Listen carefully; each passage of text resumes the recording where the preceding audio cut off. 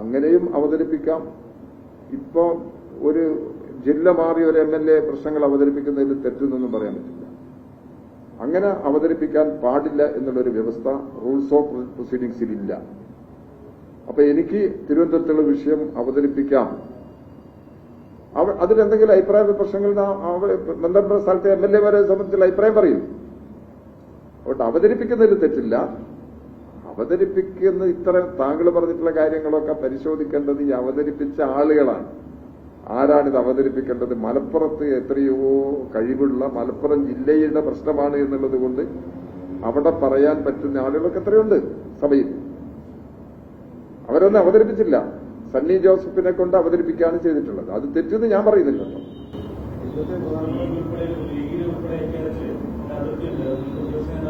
അത് അവരെ പറട്ടെ. ഞാനിപ്പോ അത് സംബന്ധിച്ചുള്ള ഒരു പ്രതികരണം ഇപ്പൊ നടത്താൻ തയ്യാറാവുന്നില്ല. ലീഗ് എടുക്കുന്ന രാഷ്ട്രീയ നിലപാടിനെ കുറിച്ച് ഞങ്ങൾക്ക് വ്യക്തമായിട്ടുള്ള അഭിപ്രായമുണ്ട്. ഇപ്പൊ തന്നെ അവരെടുത്തുകൊണ്ടിരിക്കുന്ന പല നിലപാടിനോടും ഞങ്ങൾ തുറന്ന അഭിപ്രായം പറഞ്ഞിട്ടുണ്ട്. വർഗീയമായ നിലപാടുകളെ പ്രോത്സാഹിപ്പിക്കുന്ന സമീപനം ലീഗ് സ്വീകരിക്കാൻ പാടില്ല എന്നാണ് ഞങ്ങളുടെ ഒരു അഭിപ്രായം. എല്ലാ കാലത്തും ഞങ്ങൾ തുറന്നു പറഞ്ഞിട്ടുണ്ട്. ലീഗിനെ മതനിരപേക്ഷ നിലപാടിനോടൊപ്പം അണിനിരത്തുന്നതിനു വേണ്ടിയുള്ള എല്ലാ ശ്രമങ്ങളും ഞങ്ങൾ നടത്തിയിട്ടുണ്ട്. പക്ഷേ ലീഗ് ഇപ്പോ SDPI, ജമാഅത്ത് ഇവരെല്ലാമായി സഖ്യമുണ്ടാക്കി, ഇവരെല്ലാമായി ധാരണയുണ്ടാക്കി, കൂട്ടുകെട്ടുണ്ടാക്കി UDF-നോടൊപ്പം അണിനിരത്തുകയാണ്. അതാണ് കേരള രാഷ്ട്രീയത്തിൽ അനുഭവപ്പെടുന്നത്. അത്തരമൊരു നിലപാട് കേരള രാഷ്ട്രീയത്തിൽ വലിയ തോതിലുള്ള ദൂരവ്യാപകമായ പ്രത്യാഘാതങ്ങൾക്ക് കാരണമാകും. ആ നിലപാടിൽ നിന്ന് അവർ പിന്തിരിയണം എന്നുള്ളതാണ് ഞങ്ങൾ അഭ്യർത്ഥന. ലീഗ് പറയുന്നത് ലീഗിനെയും SDPയെയും ഒന്നിച്ച് താരതമ്യം ചെയ്യാൻ പറ്റില്ല. ലീഗിൽ ചില നിലപാടുകളുണ്ട്. പക്ഷേ ലീഗും SDPയെയും ഒന്നല്ല എന്ന് ഞാൻ പറഞ്ഞിരിക്കും. ഒന്നാണെന്ന് ലീഗും SDPയെയും ഒന്നല്ല എന്നുള്ളത് കൊണ്ടാണല്ലോ SDPയുമായിട്ട് സഹകരിക്കാൻ ലീഗ് തയ്യാറാകരുത് നമ്മൾ പറയുന്നത്. തയ്യാറാകുന്നുണ്ടല്ലോ. ഇല്ലെന്നാണ് അതെനിക്കറിയില്ല. കേരളത്തിൽ അങ്ങനെ അനുഭവമില്ലെന്ന്. കഴിഞ്ഞ സഭാ തെരഞ്ഞെടുപ്പുകളിൽ അനുഭവമില്ലെന്ന്. നമ്മുടെ നാടിന്റെ ചരിത്രം നിങ്ങൾ പരിശോധിച്ച് നോക്കോ. ആ ചരിത്രത്തിലില്ലേ? പിന്നെ മലപ്പുറത്ത് CPIM ന്യൂനപക്ഷത്തിനെതിരാണ് എന്ന നിലപാട് എന്തിന്റെ അടിസ്ഥാനത്തിലാണ് സംസാരിക്കാൻ കഴിയുക?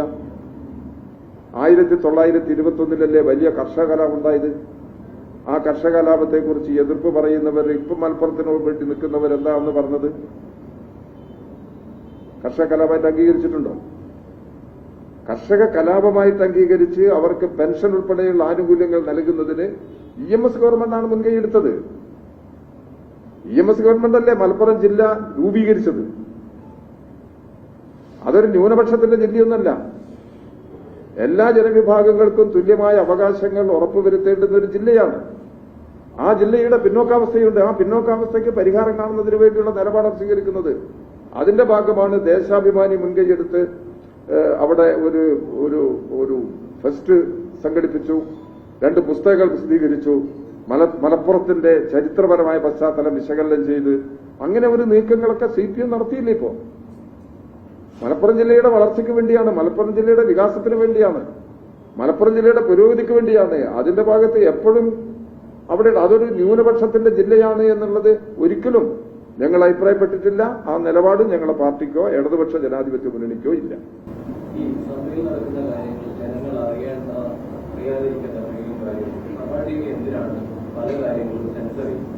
പല കാര്യങ്ങളും ഇല്ലല്ലോ. എന്താ ഇതിന്റെ പ്രശ്നം എന്ന് പറഞ്ഞാൽ ഇന്നുണ്ടായ ഒരു പ്രത്യേക സംഭവമാണ്. സ്പീക്കർക്കെതിരായി നടത്തിയിട്ടുള്ള ചില സ്റ്റേറ്റ്മെന്റാണ്. ആ സ്റ്റേറ്റ്മെന്റ് പൂർണ്ണമായും തെറ്റാണ്.